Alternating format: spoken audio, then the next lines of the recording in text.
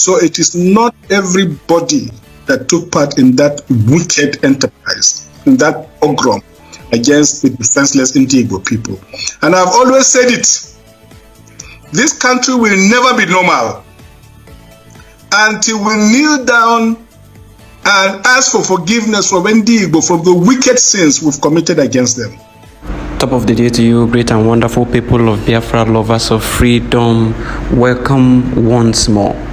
Please do kindly click on the red subscribe button if you have not done so, and turn on your notification bell. Also like these videos and always share, so that this information of liberation, of truth, will always get to our people.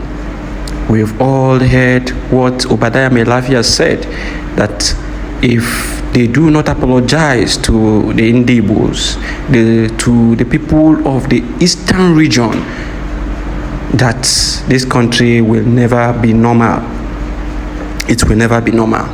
And today it is happening. Today the country is not normal. Today things are happening and they do not have explanations to it. Today there are agitations, there are starvations, there are so many things going on in that zoological republic called Animal Kingdom. What can you say about what you are seeing today happening in the zoo? They are paying the price of their evil against the people of Biafra. They are paying the price of the evil they committed, and they do not want to complain, to apologize.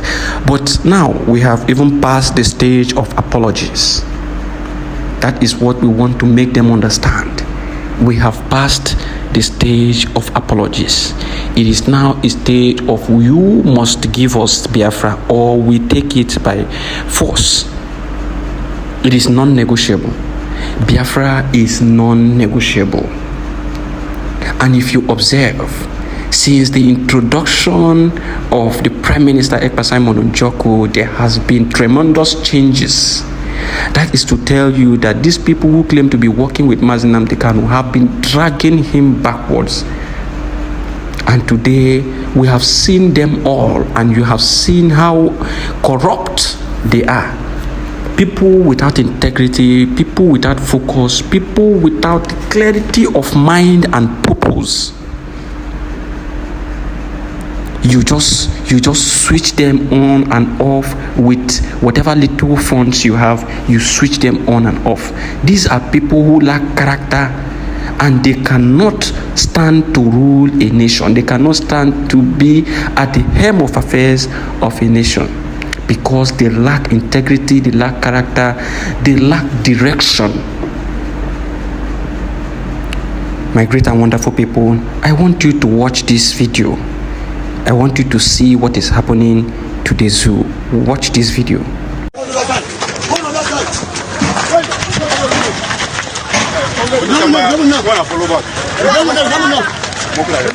You can see it happening live in Abuja.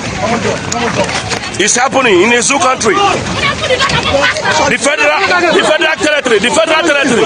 Bros, leave open. Government property, leave open. This is government property. Our property. Having kept in a warehouse for months. See it happening live in Abuja. It's happening live. This country is happening live. You can see it with your eye. It's happening live. So this is happening live in Abuja. People busted the government warehouse where they were storing grains.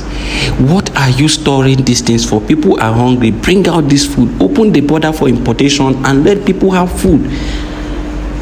Create avenue for healthy competition, so that people, the price of goods and services can reduce. They just want to create monopoly.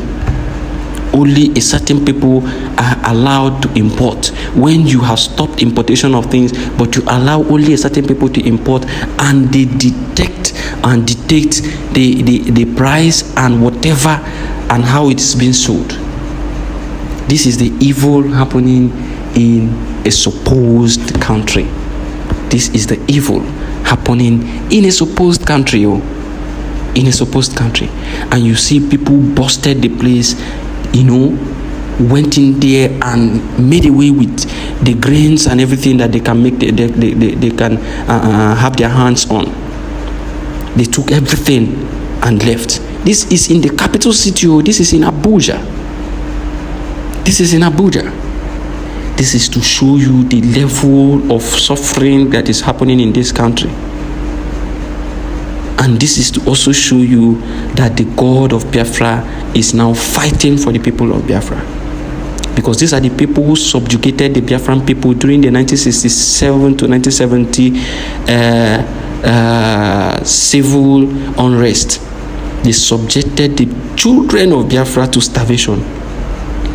Many died because of starvation. Many died because of starvation. And today that starvation is going back to them. The God of Biafra is fighting our battle. And that is why you see news outlets now, they are tired of their brown envelope sponsors, and now they are asking questions. They are asking questions. What are the works? What are the jobs? What are the jobs of these people who call themselves the president's children? What are their jobs? Do they have a job? Do they have a work? Do they actually work for their money? What are their jobs, and what is the job specification? Listen to Ruben Abati. Further, may we begin to ask, what do the president's children, what do they do for a living? I mean, by the time I was their age, I don't know specifically how old they are, but from looking at them, by the time I was their age, I was doing something concrete with my life. PhD. I was not, I got a PhD at 24. Yes! I wasn't depending on any father. Absolutely not. So people must get to a stage in their lives where they hold themselves together. I don't want adults behaving like invalids, hanging around. Just because your father is in a position, or his children of privilege sometimes overdo it. Yeah. And these are boys that will probably have wives at home. Some of these girls, what they go through is very embarrassing.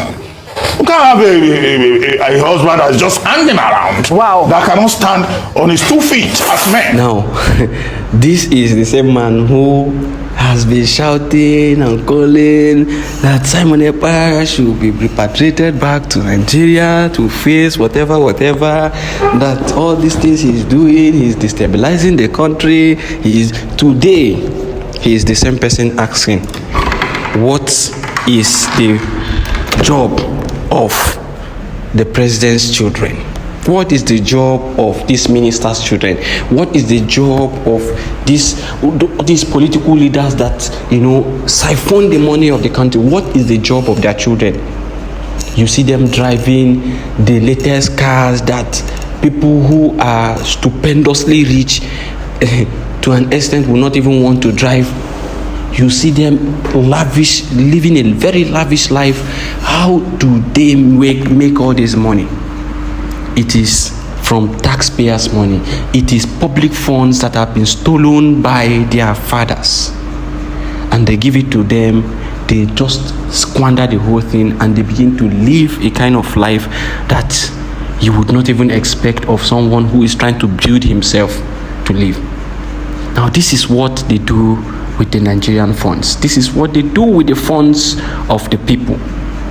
I also want to let you understand, or make you understand, that this is also the reason why you can never have positive change, because they would not want a positive change in the right direction. Because once you have a positive change in the direction, it means that this thing they are getting, they will stop getting it.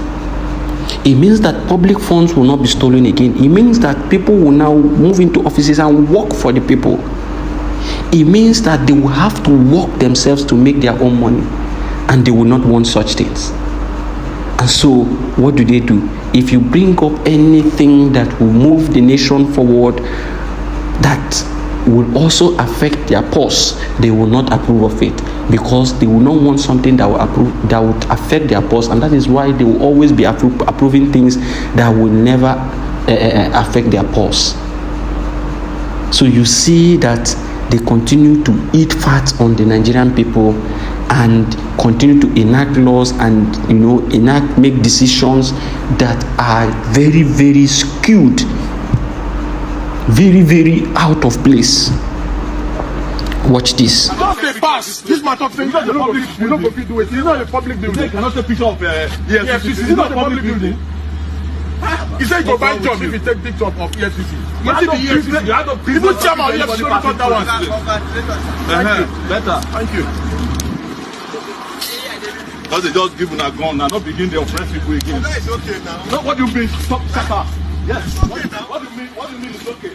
We have to let them know now that this is wrong. The problem with the police that way because we carry guns. So I'm trying to say that you guys are already obsessed with power and it's stupid for you to be harassing people who are working there, coming from a law program. Innocently. Yes, that's the point I'm making. And if I am not satisfied with it, I will go inside and see Allah now. That is stupid of you, EFCC to be harassing people on the road. Are you Moko? Educate that guy. Yes, educate him. Educate yourself. Sorry. And stop disrespecting people in the public. Telling somebody that if you take picture, it's not a public building. Something we build with our own money. If you don't want it to be taking picture of, carry her for head, go hide for inside jungle. So this is it. This is it. They will continue to hit themselves. They will continue to face all the challenges. They will continue to face what they did to the people of Biafra. All they did to the people of Biafra, they are going to receive it times 100-fold. This is just the starting point, though. It is just the starting point. Agana Aganubi, Kajinaka. You understand? Agana Kajinaka. Thank you very much for listening, great Biafran people, lovers of freedom, people of goodwill. Kindly like again, share, and drop your comments. If you are a new person here, click on the red subscribe button and turn on your notification bell. Very, very important. Thank you for listening. Biafra first.